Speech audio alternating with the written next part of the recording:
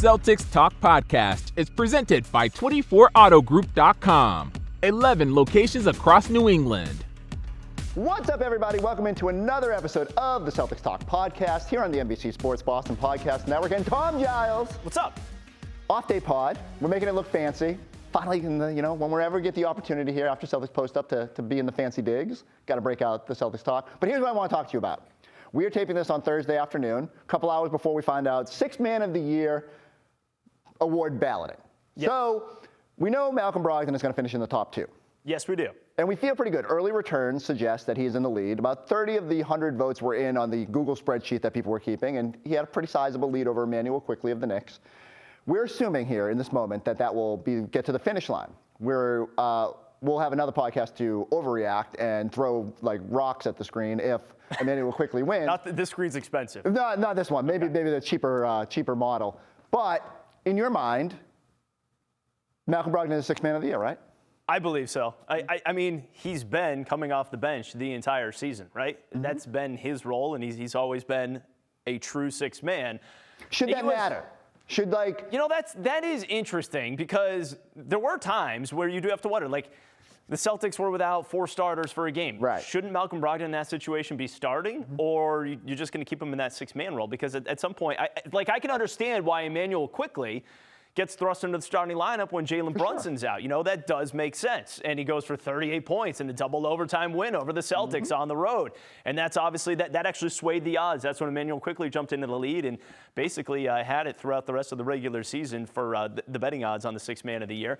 Before that, it was Malcolm Brogdon in the lead. But I think if you're looking at true Sixth Man of the Year, then you should look at the numbers they have when they're coming off the bench. Sure. And so that's what I do. I go and I parse it a little bit and I say, okay, Emmanuel Quickley had a bunch of good games. I'm not like taking anything away from that. Like you should, if you get elevated to a starting role, part of being a sixth man is embracing that situation. But you also have to then look at their production just off the bench in their primary role. And I think when you do that, you see Malcolm Brogdon averaged a couple more points per game, was far more impactful. And so I do hope that by the time you're listening to this, maybe the results will be out and he'll be celebrated. I do think it's cool too because the Celtics have this like lineage of six man, right? Like it's named after John Havlicek now, the trophy, because of his willingness to take on that role. Kevin McHale won it twice in the infancy of the award. Bill Walton in '86 on maybe the most talented overall team in NBA history. And Brogdon, the cooler part to me, Brogdon has like consistently said, it's not about individual honors. It's about winning and winning a championship. And that is more important to him. So at least if it doesn't tip his way, there's a more important prize out there. And here's the thing, too. We're talking about the Sixth Man of the Year award. And honestly, I'm sure that it would mean something to Malcolm Brogdon. I'm sure he'd be honored to win that. But at the same time, it's just more the fact that he's been willing to take on this role and be that player for this team, which is just, you look at the depth, it's absolutely amazing. And part of the reason that the depth is as amazing as it is because they added Malcolm Brogdon, and that Malcolm Brogdon was willing to come off the bench this entire season, including the postseason, where he's once again providing that spark. We saw it in Game 2. Celtics get down 22-11. Malcolm Brogdon, a part of that spark that had that comeback for them to take the lead on his half-court shot going into the second quarter. So coming up, you're going to hear from Malcolm Brogdon. You'll also hear from Jaylen Brown. I thought it was good to put those two together. We got to sit down with both of them before the start of the postseason. Both of them have Atlanta roots, going to Atlanta for Game 3, so you'll hear a little bit about that, how they feel going home, but more looking back at this season. And so that's where I want you to go with me right now. One of the first questions I asked Malcolm is when he got here, everyone said, oh, he's the missing piece. Like if they had him last year, and you asked Eddie this, I think, or Scal this the other night, where you said if they had Malcolm Brogdon last year, they probably win the NBA championship. Yep. And Scal he was like, I don't know, you don't know how it's going to play out. No, I feel like I can definitively say if they had one more piece that they could rely on, they would be able to have pulled out that series. They were close enough on their own. Here's the thing for me. When they acquired Malcolm Brogdon, did you think it would go this seamlessly? Like he said. No. Really? I did not. I didn't.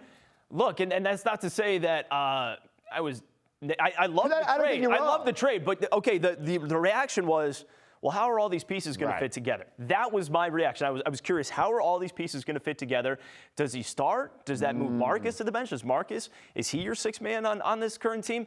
I did not think it would be as seamless as it was, and it was absolutely. It worked perfectly. And, again, when you have 3 point guards that have played as well as they have, that's part of it. And when you win games, that's part of it as well. But I think a lot of it comes from Malcolm Brogdon's willingness, the sacrifice to say, I love this. I'm cool with this role. I'm cool with coming off the bench. Well, it's funny you say that because when he first got here, from even before his first press conference in Boston, the message from Boston as they make the trade is, okay, he's coming here. He's going to be our 6th man. I said, I don't know about that. I get it. You have an established starting 5. But then Brogdon gets up there on the first press conference. He's like, yeah, I'm going to do whatever I want. And I said, easy to say that in July. And then he did it every single game. And even in those instances, like you said, that he could have elevated. And I think that takes a bit of selflessness to sort of look at it and be like, okay, I've been a superstar. I'm cool just being the 6th man. And I feel like what the biggest impact it had really was that Brogdon hasn't had a full season in his NBA career. Maybe this is the most games he's played in a year, 67, since his rookie season, which is crazy to think about on its own. But he's had problems with durability and just staying on the court. They really brought him along in a way that kept him fresh and let him thrive here. And now, as we get into the postseason, sort of a chance to rip him loose a little bit. Can we also take a moment and give Brad Stevens credit for making this trade, the Derek White trade a year ago, making this trade, knowing that adding this piece would elevate them to a championship favorite, which they are now, and also knowing that all the pieces were going to fit together. Because I don't think I was alone when I said, when you look at it and say, okay, how is everyone going to be able to accept their role? There's only one ball. There's only 5 guys on the floor at the same time. And you get 3 starter-level point guards. Exactly. And Brad Stevens had the foresight to say, okay, this is how it's all going to play out. And also Joe Mazzulla for executing it as the head coach. So I think those guys deserve a ton of credit as well for how well it's gone and why it looks the way it does and why they're playing the way they are. Just a couple games into the postseason. I do love going back and looking at our reactions to a lot of the trades that happened. People lost their mind over the Derek White trade because they traded a 2028 pick swap to the San Antonio Spurs as part of that. And I get it. You never know what's going to happen, what the future holds, and you certainly worry that, what happens if the wheels came off and everybody leaves and all of a sudden you're giving the Spurs a great pick. What if Romeo Langford all right, of a sudden that's good? We knew that wasn't going to happen. But so you just felt really good about where that trade. And for me, I just said, wow, Derek White fits exactly what they need in terms of a guy who will embrace moving the ball, who will play defense. And I just thought it was too good to miss on that. And it's nice that Brad is being rewarded now as Derek White is emerging as maybe the 3rd best player in this playoff series and really the MVP of the first 2 games of this particular series. And so I'm eager to see where it goes from here. But even Brogdon, the Brogdon trade to me was one of those ones that if I made it on NBA 2K, the computer rejects it. And no offense to Malik Fitz and all the end of the bench guys, but they took roster spots number 13 through 17, threw a 1st round pick in there and said, can we get Malcolm Brogdon? And it just happened that the Pacers were like, you know what? We need to free up some time for Tyrese Halliburton to sort of spread his wings. We're in a different spot. We don't want to pay somebody $20 million. Yeah, we'll do that. And it just really lined up for both teams. And then look, we'll see what happens. They're going to get the 29th pick this year. I'm not losing sleep over that. No. The Gabe Pruitts of the world and stuff like that. So to me. Although, you know who was picked somewhere in that range? Ooh. Rob Williams was picked somewhere in that range. Right. Around there. He was picked right around there, just saying. Okay. But you already have Rob Williams. I'm going to allow you to play devil's advocate. And I do love when we've seen, if there is one thing that I I would probably be a terrible general manager because I would just try to draft 5 Rob Williams. But if the draft has shown us anything, if there is a high-level prospect who maybe has a couple red flags because of injury history, like Michael Porter Jr. slid way down, Rob Williams, it's okay to roll the dice on those guys, especially when you're picking that late. So I know teams are getting antsy and want a guy who can help now. It's better off getting in. But to your point, I think everyone should feel great about the fact that this team is as good as it is because you gave up that 1st round pick to get Malcolm Brogdon. And it's just crazy to me to keep looking back. I was like, oh my God, they couldn't rely on any of the guys they traded. As good as Nesmith showed at certain times, he couldn't play in the playoffs. Tice, probably the biggest active contributor of that group. But after that, and going back to the other trade, Romeo Langford and Josh Richardson. Yes. Well, to be fair, Josh Richardson I actually thought was really helpful and sort of showed the roadmap that guys like that get so many good shots in next to Jaylen and Jason that I felt like Derek White would shoot better. Now, I didn't expect Malcolm Brogdon to be 3rd in the NBA in 3-point percentage. There was nothing that should have suggested that he would shoot 12% higher than he did a year ago in Indiana. But I just really liked the way he sort of fit this group, embraced the way they played, and you'll hear him talk about it. He gets here, he's excited because he's like, all right, this team is finals ready. Rob goes down, Danilo has surgery, the other big offseason addition, and then they install a new coach. And he admits it's like, all of a sudden what he thought he was getting into wasn't a sure thing, but he said by the preseason, once he saw everyone start to buy in, it was easy to sort of wrap your arms around. Look into your crystal ball. Okay. How impactful will Malcolm Brogdon be in this postseason? Will we continue to say he's the missing piece? Absolutely. Yeah, no, you're gonna see some games where he scores, somewhere between 20, 25 points per game. You're gonna see games where he scores maybe just 10, but he's going to fill out the stat sheet like he did the other night, where I think Game 2 was great. Yeah, was it 7 rebounds, 8 assists, or 8 assists? Yeah, something like 7, 6. Yeah, somewhere like still. that, where it was just a few in each category away from a triple-double. He's going to fill that up. He's also going to just provide that calming presence. There are going to be times in this postseason where the Celtics maybe get rattled a little bit, where it feels like the wheels are coming off in a game, which we did see, especially in the NBA Finals a few times. For sure. Where Malcolm Brogdon coming in, I think, can just be that calming presence, slow things down, get you a bucket where you need to. And by slow things down, I mean just like where it feels like the game's getting out of control, because he's still going to play with pace and everything else, but he can be that guy that can just get everything back to normal. It's just like, all right, it's cool. I'm here. We got this under control. All right, let's end on this. You'll hear more Malcolm Brogdon coming up, but since you're here, Giles, we have to always shift it to a little bit of the odd stuff, because we just talked about this on Celtics Post Up, and I love it because I love the conversation about it. Derek White, been the MVP, got those chances the other night. Yes. We were talking about finals MVP odds. Yes, we were. Which is getting very presumptuous, and yet, I feel like I would not hesitate to look at those, because I feel so bullish on what this team is able to accomplish. And I think you're definitely getting to the Eastern Conference Finals, and I feel good about that matchup as well, depending on what happens with Giannis and all that. What jumped out most to you about those finals MVP odds? Well, let me just, for a point of reference. So Giannis is the favorite once again for NBA Finals MVP, and his number is somewhere around plus 350. That's a little better than 3-1. Jason Tatum's right behind Giannis, a little better than 3-1. You can go down the board. Jaylen Brown's 12-1, and then keep going down, and you got Marcus Smart, who was 120-1. You had Al Horford, who was in that range, maybe like 250-1. Yeah, I think so. Derek White and Rob Williams, I'll get Rob Williams for it. 400-1 for Rob Williams. Derek White is now 200-1, which I found interesting. So might have just gone ahead and dabbled into that just a little bit. He's now 200-1 to an NBA Finals MVP, and it's certainly possible, right? We've seen it. So even my friends who yell at me because they don't love all the gambling content said, I wonder, what was those odds on Derek White? Because at one point I think he was off the board. Like, they weren't, because why would you put him on there? You're just thinking that Celtics have 4 different guys on there and he's not one of them. But I think he's shown this early impact in this series. He can be that sort of sneaky guy that could just change a series. And I do think voters sit there and go, okay, what swung a 6-7 game series? Or if you're lucky, like something shorter, like the one guy impact 2 wins.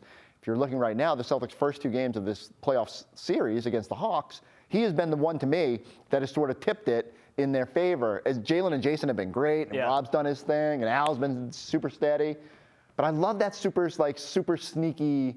Well, and I said it's been done before. Really not much. I mean, he's generally a superstar who wins it, but Andre Iguodala, right, with the Warriors. Okay, that's the one that you just keep an eye on and you say, I think Derek White could have an Andre Iguodala series, right? That just makes sense to me. I feel like there's some correlation there. And when I say he's 200-1, that means $1 wins you $200. Like that's what 200-1 means. There, $10 wins you $2,000 type of thing. It's crazy to think. It's a long shot, but it's a fun little flyer. Now, I also sit here and say if they are lucky enough to get back to the NBA Finals, which again I feel pretty bullish on.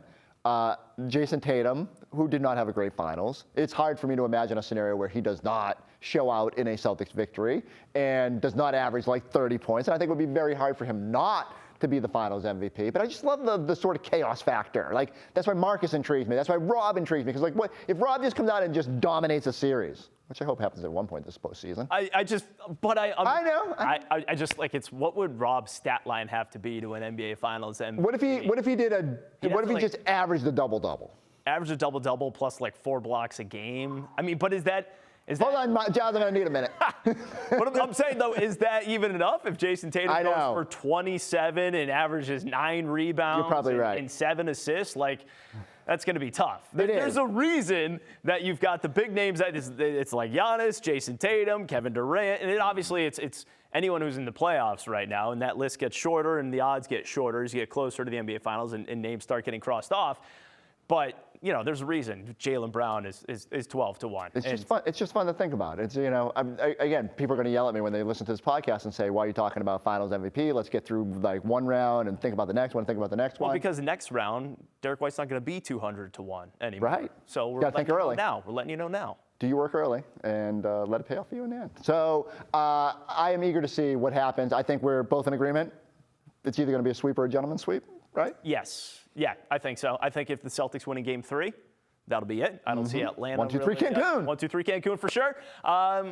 Maybe Atlanta. Maybe their only chance is if they steal Game 3. I would be interested. I just don't see it, though. I just keep looking for the roadmap, and I don't even know if a big Trae Young night is enough. It would have to be just like Celtics turn the ball over a ton, shoot poorly. Yes. And so they get 20 offensive rebounds, and instead of making 16 of 48 threes, they make 24 of 48 threes. That's a lot of threes. That's a lot of threes. So that would be their recipe. We will see. I'm eager to see if they can make this thing interesting. But Celtics, if they want to lock in defensively, look pretty good. All right, let's get it back to Malcolm Brogdon and Jaylen Brown too. Here's our conversation with both those guys. Look no further than the award-winning 24 Auto Group. With over 2,600 vehicles in stock, the brands you love, backed by the savings and service you can count on. Visit today or shop online at 24autogroup.com. Did you watch this team in the finals last year? Like, what was your impression watching them from afar? That they were a young team with young stars that definitely had the pieces to win a championship. I think experience and then I think just being fatigued got the best of them. Did you, when you get here and everyone says, could he be the missing piece? Like, how does that resonate with you? Is there pressure in that? Is there like motivation in that? How does that make you feel when you? All of the above. I heard that term a lot. I've continued to hear it. There's definitely motivation in it because you want to be the missing piece. You want to be the piece that helps them get over the hump. But there's also pressure associated with it that comes with it, which is expected, but I embrace it. Taking back to before the year, Rob gets hurt, Danilo gets hurt, the coaching change. Like, what was going through your mind at that point as you were ready to embark on this new experience? It's going to be tougher than I thought. In a lot of ways, I thought I was walking into a very solid situation. Everything would be solidified. It'd be a well-oiled machine. And the organization is such. It is a very well-oiled, very well-run organization. But things happen. And, the NBA in itself, the business is so fluid. Things happen, and you got to keep turning the page. How quickly did you realize they were still, that you guys were going to still be able to go after your most lofty of goals?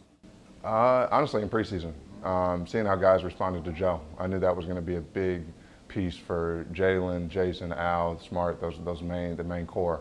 Seeing how they responded to Joe and if they would buy in. And once I realized they were buying in to what he wanted to incorporate and how he wanted to coach, I realized, we can still be on track. Tell me about Joe's evolution. I mean, from the start and your first impressions to now, like how have you seen him grow? What stands out most about the way Joe is coached? A lot of, I think, NBA coaching is about feel. It's about reading the room. It's about managing egos. And at the beginning, Joe was feeling it out. He was trying to figure out, how not to wash away everything that the team did last year in Ime's style, how to incorporate what Ime did well, but also incorporate his own style. And I think he's done that. And I think, most of all, I think he's earned the respect of the players. And that's, as an NBA coach, that's the main thing you want. How hard is that, though? When a guy comes in and he hasn't been in that role before, how can and how hard is it for that person to earn that buy-in? It's hard. It's hard, especially on a team that's achieved as much as it has, and that achieved it with another head coach, and you're stepping into a new role, and your team is expected to, get that lofty goal of winning a championship. It can be extremely hard. What's it going to be like playing inside the Garden in the playoffs? I think special. I've been here, I think one playoff series when I played with Milwaukee, 2 playoff series when I played with Milwaukee, and it was special as an opponent coming here. But being on the other side, being a Celtic in the Garden, I think it's going to be surreal for sure. I was going to say, so even the Celtics played the Hawks back in 2016, I think it was, right before Al was a free agent. He said it like left an impression. Did you walk away in that instance thinking like, wow, what an environment playing? Yeah, absolutely. I think Boston and Toronto were always the two that left huge impressions on me playing in the playoffs. But Boston, of course, was more energy, more special. Tell me one more thing on Joe. It feels like from the outside, like a super competitive personality. Have you seen like what is it like, and what do you think drives him as a competitor? He's extremely competitive. I think the best thing about Joe is he practices what he teaches. He's a guy that he wants us to take care of our bodies. He wants us to be ready. He wants us to be mentally tough. If you watch him during his daily routine, he's a guy that's up early in the morning. He's working out before we get there.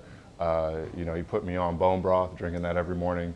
But he's a guy that wants excellence in every part of his life. So when he expects that from us, I think it's easy to get on board. How's the bone broth? It's nasty, but it makes you feel better. So that's what it's all about. What's it going to be like playing Atlanta? I mean, will family be able to be watching you back home? I'll have some family there. I don't know how many tickets I'll have, but I'll definitely have family there. It'll be nice to be back in Atlanta. I never really thought or imagined myself playing a playoff series in Atlanta. So it'll be interesting to see what the arena's like and how the fans come out. Take me back to Media Day. Felt like there was a lot of uncertainty about this team. How did you feel? And I guess what was your mindset going into the season, and how it's all unfolded since then? Obviously, there was a lot of stuff going through everybody's mind through the season. Obviously, we started off the year with a lot of controversy, and we didn't know what was about to happen or what was going on. But, I remember Al just coming in and saying, when the basketball starts, it's up to us. We don't need to be looking around. We can do this ourselves for the most part. And no matter what happens, that's our mindset.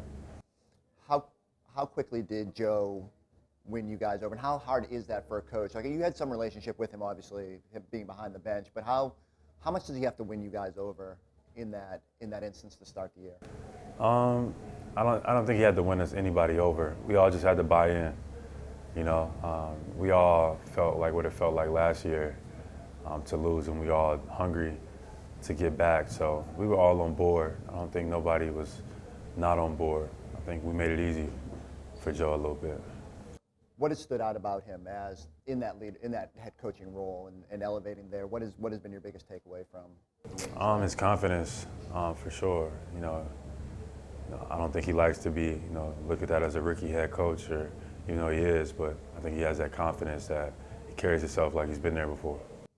Do you see that competitiveness? We can tell at the podium that he doesn't like losing, but do you see it on a grander scale behind the scenes or anything like that? For sure. No, Joe is an ultimate competitor for sure. He's a big mindset guy, does a lot of stuff to try to find different ways to persevere mentally. Joe is definitely a competitor for sure. Tell me what it's like to be inside the Garden in the playoffs. Oh, it's crazy. The environment, how everybody's standing on their feet.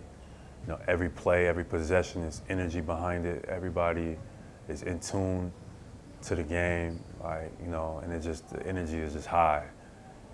Even the slightest of play draws the crowd to his feet. You just appreciate stuff like that. People that appreciate the game as much as you do is dope.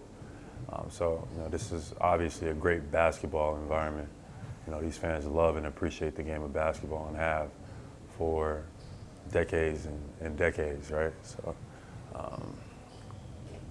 it's crazy. Given your Atlanta roots, what's it going to be like going up against the Hawks? What will it be like playing down there? And what do you just think of that matchup? I'm excited. I'm excited. Atlanta's home for me. It's a place that I grew up, so to be able to start this journey off, with my hometown team, feels like the stars is in line. We got to just come out and take care of business and do what we got to do to move forward. And I think that Atlanta is a good team. They're young. We've been in that position before. The young guys coming in, looking to make a name for themselves against the favorite or one of the favorites, and we can't take our foot off the gas because we don't want to be the young team like we were taking the team to 7 games and almost getting to the finals just because, for whatever reason. So they got a lot of young guys who haven't really made too much noise, but the playoffs is always the perfect time to step your game up. When you have such lofty goals going into the year, like how do you keep the focus? How do you put the focus on the process of like being good at the start of the year, maintaining that? Like, is it hard not to look ahead to this playoff? Extremely, extremely hard. And I think that's where like our maturity has come in point from this team, because at times you could let go of the rope. And like, you know, throughout the journey, you just get comfortable. And at times we did, but we managed it, you know, pretty fairly. We didn't have too many games where we just went on a losing streak. And we had a lot of guys in and out the lineup.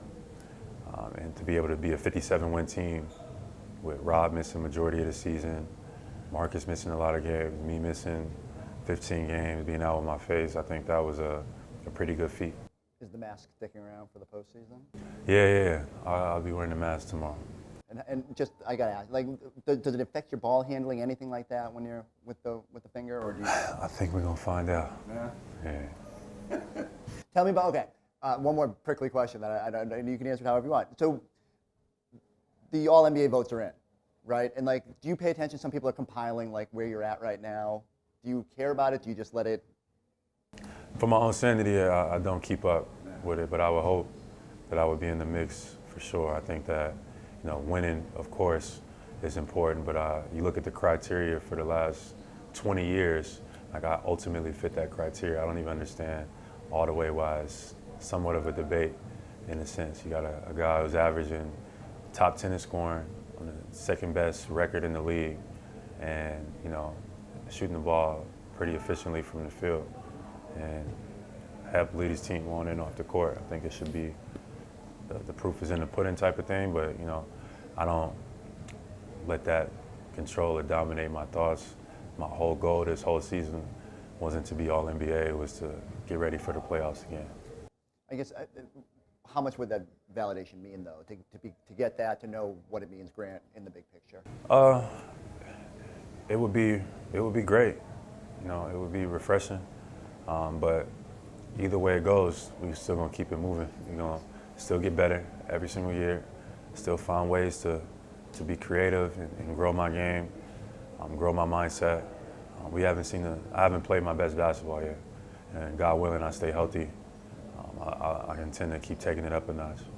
And last thing, on media day, when you and Jason were sitting together, you had that great moment, I think, where you were like, you know, I want to win, and he wants to win. I mean, how much more does that feeling hit now as you finally have the opportunity? You feel it. It kind of keeps you up at night sometimes. It's like an itch, like the anticipation, you know.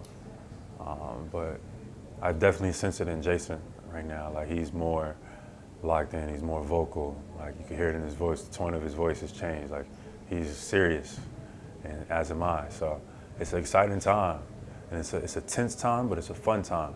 Like, it's a blessing to be able to play this game. It's a blessing to be able to, you know, play it at this ultimate level. So I'm excited. I can't wait to come out and fight. Like, it's just like, you know, the art of war type of thing. Do you sleep good the night before playoffs games? Sometimes no. Most times no. You know, sometimes I gotta, like, you know, make sure I get some tea, a couple cups of tea in to help me get my rest, because sometimes it's really hard to come down. Like, I get jittery at times, you know, so tea helps. All right, good stuff from Malcolm and Jaylen. We're going to leave you with one more thing this week, and that's Abby is down in Georgia getting ready for Game 3, but she had a chance to catch up with new Georgia Tech head coach Damon Stoudamire, former Celtics assistant, about this year's team. First of all, Damon, congratulations. I haven't seen you since you got the new job. The new digs, looking pretty nice. Do you miss it yet? The Celtics, NBA? Yeah, I mean, of course I miss it. I watch as much as I can. Now that it's the playoffs, you know, everybody's asking me. I'm not telling any secrets, though. I mean, I still feel like, although I'm not there, I still feel like I know everything that's going on. And, you know, honestly, I'm proud of, you know, where the team is at. I'm proud of Joe and the coaching staff. They've done a tremendous job, and I'm excited, you know, to see see what's next for him as these playoffs go along. Let's start with Joe, because you were probably closer to Ime than anyone on that staff. When everything changed, how were you able to shift and then also become one of Joe's best advisors and really take the staff and the players along with you and that belief in him? So, right after everything happened, me and Joe met, and honestly, before he even talked, I just told him, I said, without you saying one thing, it's my job to protect you, watch your back, and make sure that we all as a staff galvanize around you and make you as successful as you can possibly be. Because when he's successful, no different than when Ime was there. If he's successful, we're all successful. Everybody's gonna shine that way, and that's what I told him. And I believed in Joe. I think Joe is one of the best coaches in the league. People put young behind his name, but he's beyond his years. I love him like a brother, and the sky's the limit. I mean, like I said, I can't tell you how happy I am for him. We only get to see snippets of him. Why is he so great with this group? He's honest. I think that's the characteristic that he has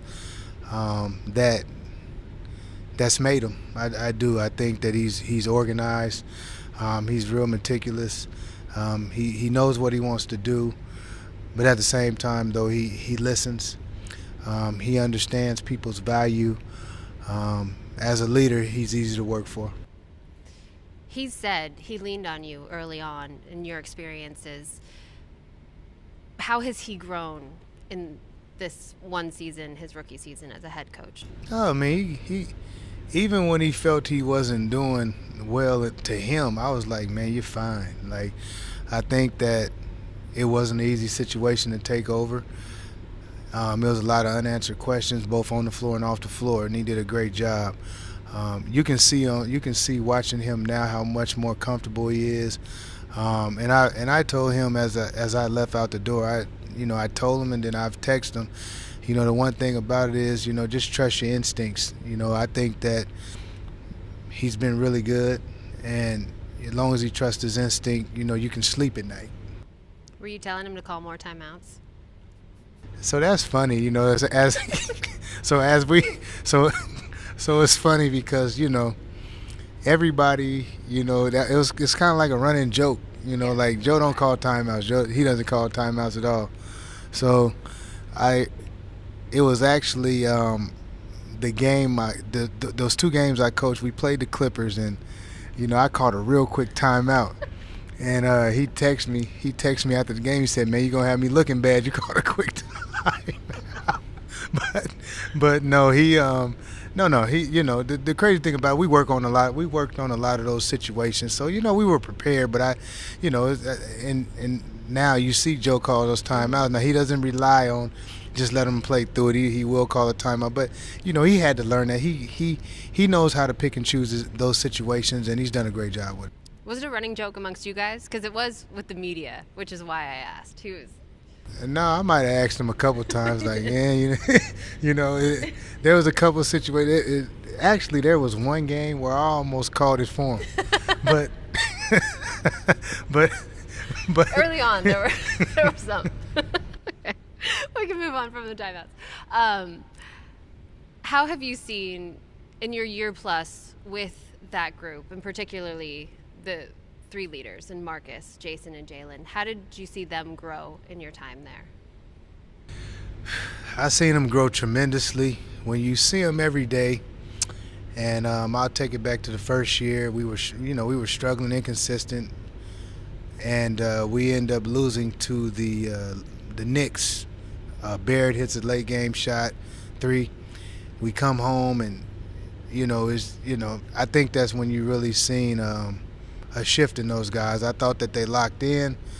Going down the line, I think Smart, for me, and being with him and working with him every day, I thought he was tremendous. I think that, he's an unsung hero. I think he really is the leader, so to speak. You know, he's the vocal leader. He does a lot of great things. I think that the players love him, and then they can look past some of the other things because they know it's all coming from a great space.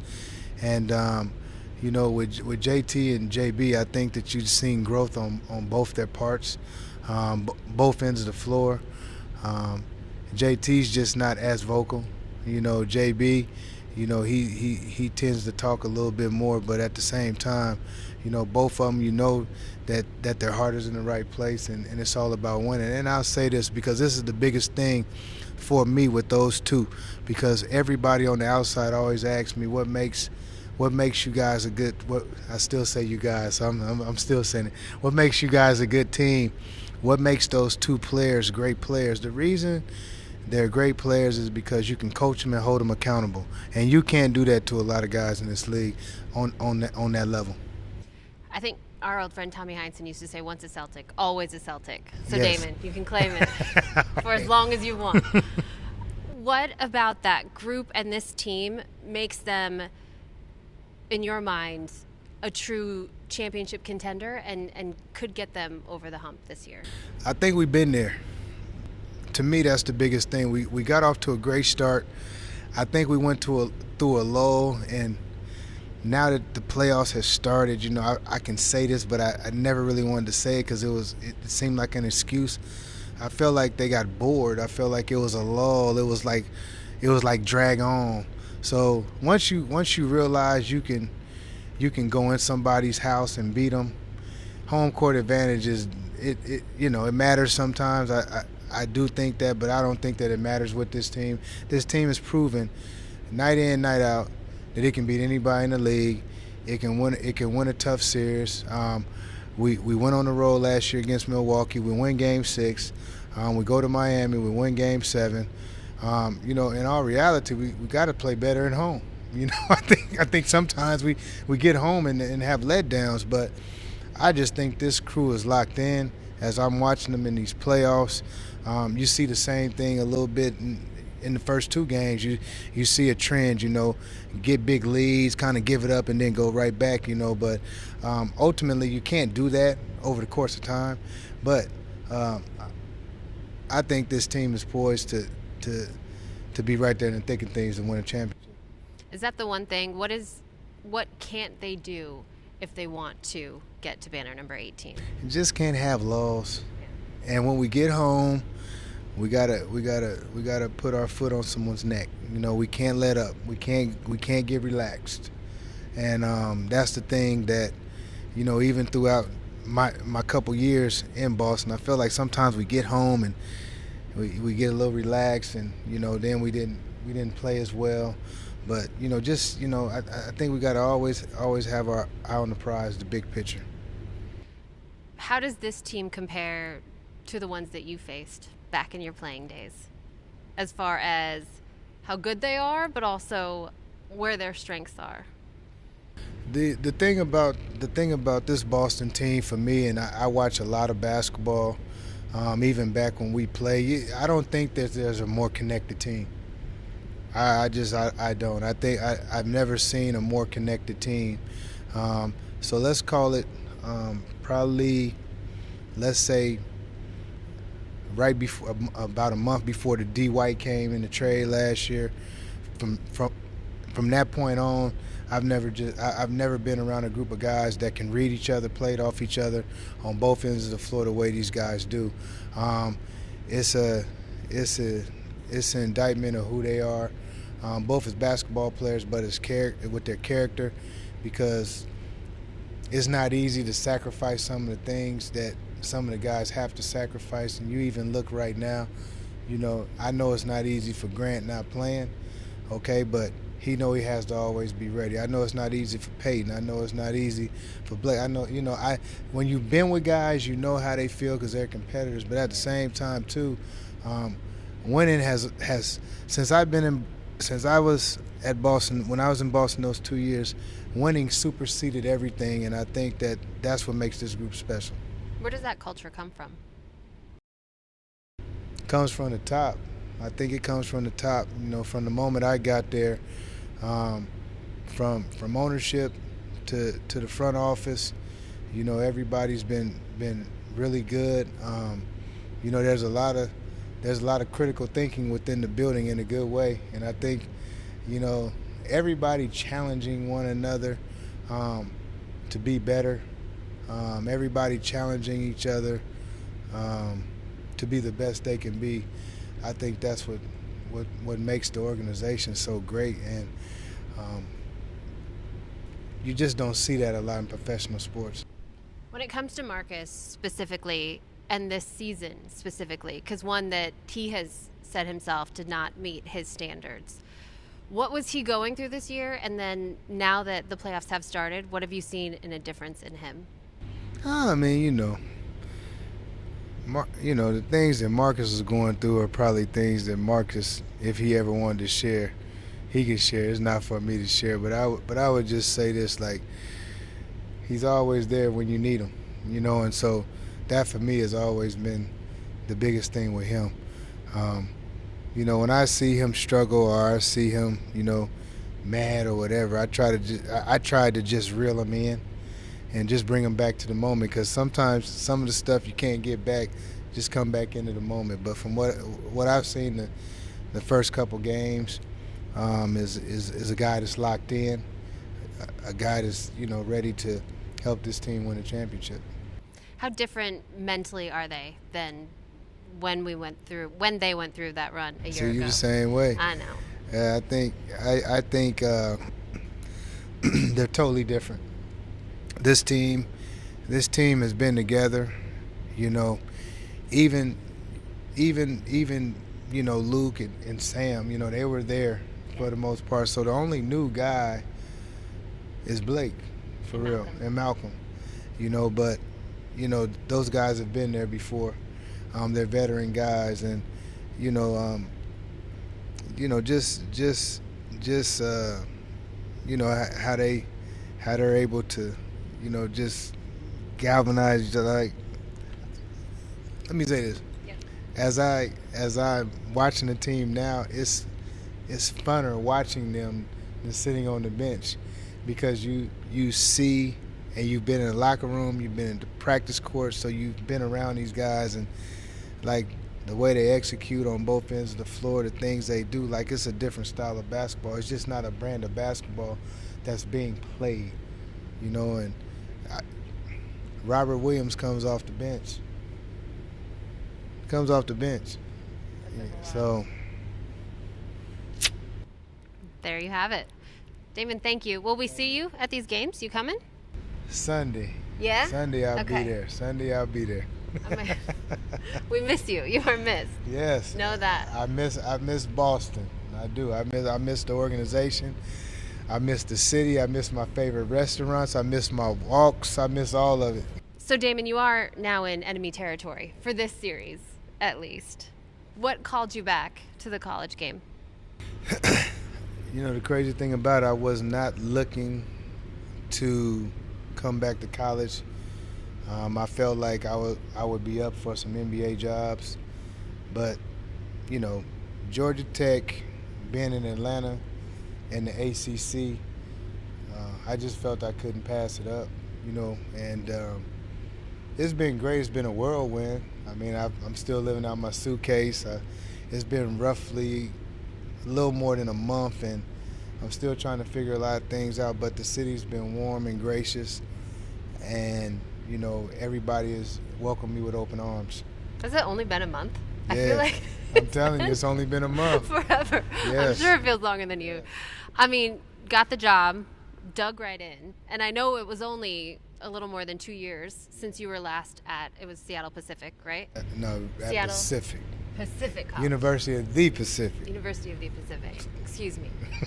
But a lot has changed since then. No doubt. The NIL is involved. Yeah, There's no a doubt. transfer portal. Yeah. Do you like that? Is that good for college basketball? Man, I feel, you know, the difference now is that I'm the owner, I'm the president, I'm the general manager, and I'm the one who's giving out the NIL money, and it's different.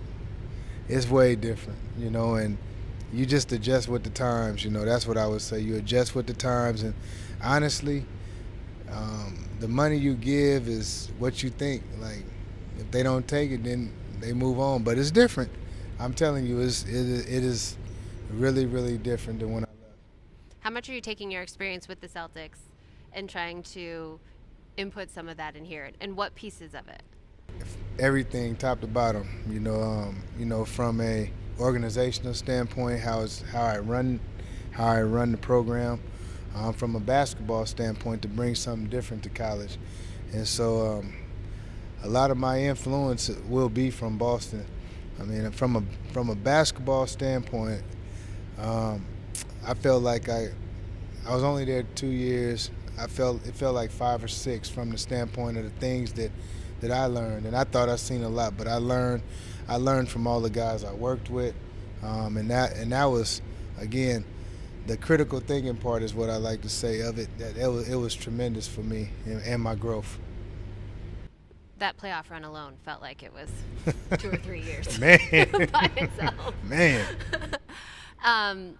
How is the team looking? How are you feeling about things? Well, I got to get another team. Again, the transfer portal, things change, and my favorite word has become fluid. Things are fluid. As you talking to a kid, another kid commits somewhere, and so you gotta go back to the drawing board. But it is what it is. Honestly, it's a lot of fun. It is. It's a lot of fun. But yes, I'm turning over a team. I got 7 scholarships. I gotta get Phil. So that is a lot. It's a lot of turnover. Are you ready to play in arenas that aren't TD Garden? And you ready to wear suits again on the sidelines? Man, I mean, I got so used to not wearing suits. I guess I'd probably go sport coat blazer, and it's nothing like a TD Garden game. You can't beat that game. Man, those fans being there drunk, yelling crazy. Boo us if we were playing bad. Like, I loved it. Like, hey, nothing like a TD Garden game. You can't beat that. Especially those 9 o'clock starts in the NBA Finals. Yes. All that time. Yes. To pregame, get ready to go. Do you think if things go well here, is the NBA becoming a head coach there still a goal of yours? I'll play it out. I mean, I really, I want to build this thing from the, back to prominence, because it's a great city to be in. It really is. Atlanta's a great city. It's a hub for a lot of things. I mean, we have 17 Fortune 500 companies. Look, I'm selling everything. 3 out of every 5 G-Tech graduates are millionaires. Like, now that's that right there. Is that true? Yeah. Yes. 3 out of 5. 3 out of 5 Wow. millionaires. All right. And that's a pretty good recruiting pitch. Yeah, and I tell you, like, I just like the dynamic of being here, and I'm not gonna think past that. No different than when I came to Boston. I didn't know I'd be sitting here this quick, and I told a couple of the coaches, I told Joe, I don't know if I would be sitting here if Joe didn't get hurt. Because I didn't even, Really? because I was all right. Because I in my head, if I'm being honest, in my head, I said 3 years, and then I'm gonna try to give me another one. But when I coached those 2 games, I got the itch. It gave me the itch, not gonna lie, it gave me the itch. And so, had I not coached those 2 games, I'd probably still be sitting in Boston, to be honest with you. Now's the time. You can tell us who scratched Joe's eyes. Nah, see, everybody. This is my moment. Everybody David, get mad this at is my investigative journalism. I'm gonna tweet it right out. Hey, I'm teasing you. I'm not. Look. I'm not gonna give it away, but he's tall. That's all I needed. David, thank you. All right. Thank you, Abby.